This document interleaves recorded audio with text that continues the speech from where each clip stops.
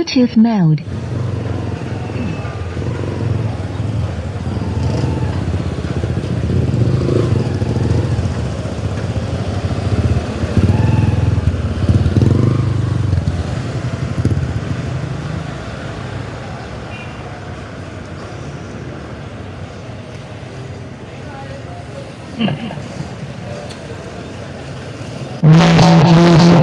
Praise Jesus.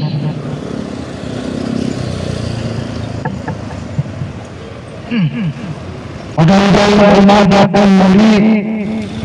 Ito sa mga taga-Babi, Palengke, Bulan, Phase 5. Mapagpalang umaga po sa inyong lahat. Ako po muling ginagawa ng Panginoon sa inyong harapan upang mapakinggan ang kanyang salita sa ating ikapagpapala. Diretso na po tayo. Panginoon, salamat po. Dito mo po sa lugar na ito ng Bulan ng Spine. Pagpalain mo po ang lugar na ito, Lord. Lalo na po ang management mo itong palengke. Lord, na nagpapahintulot sa akin na ipahayag ang mabuting balita. Ibalik mo ang pagpapalang sagana sa kanila. Lord, gayon din po sa mga nagtitinda, sa mga namimili, sa mga nagdaraan, pagpalain mo po silang lahat at manusang pa sa bawat isa sa amin. Sa pamamagitan ng iyong mga salita, kami po pagpalain mo at iligtas mo. Anumang spirito na hindi mula sa iyo, nagdatos ko, tinatapon ko pabalik sa iyo. In Jesus' name.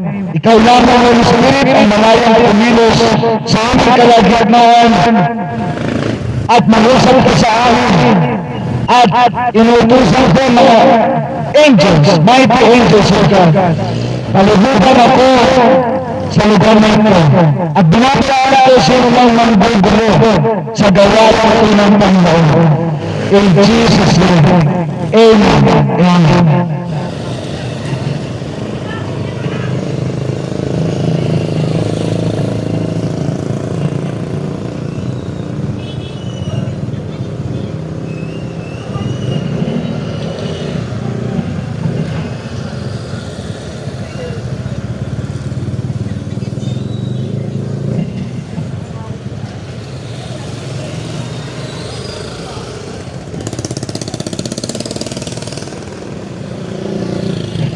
Ang sabi sa Romans chapter 3, verse 10, as it is written, there is none righteous, no, not one.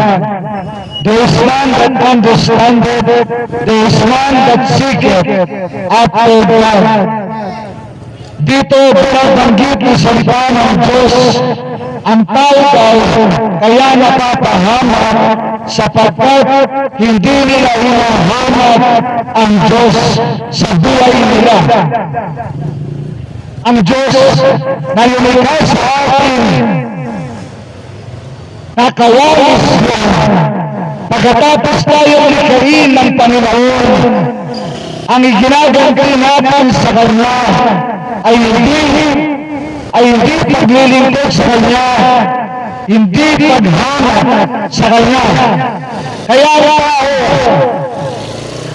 kung saan napupunta, kaya tayo napapahanap dahil hindi niya hinahanap ang Panginoon sa buhay niya. Nagkanya-kanya tayo ng buhay, mga kapatid. Matapos tayo likhain ng Diyos. Para ba sinasabi natin sa Panginoon, ako na ang bahala sa buhay ko. Kaya ko na ang buhay ko. Huwag kang makikialam sa akin. Kapatid, yan po ay malaking kahangalan sapagkat tayo lahat ay nilikha ng Diyos na kawais niya at dapat lang natin ibalik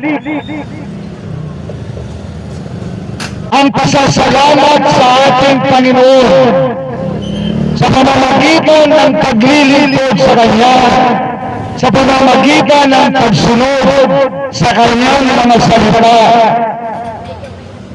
sa pamamagitan ng pagkikipag-usap sa Kanya sa pananalangin. Ang sabi dito, there is none that understandeth, there is none that seeketh after God, there is none righteous, no not one. Kaya tayo napapahamak dahil lumalayo siya sa Diyos. Kaya tayo nasasadlat sa madilim na yugto ng buhay niya sapagkat lumalayo siya sa Panginoon. Ang Diyos natin ang liwanag sa ating mga buhay. At kapag lumalayo tayo sa liwanag, napupunta tayo sa dilim. At karamihan sa atin nasasadlat sa madilim na yugto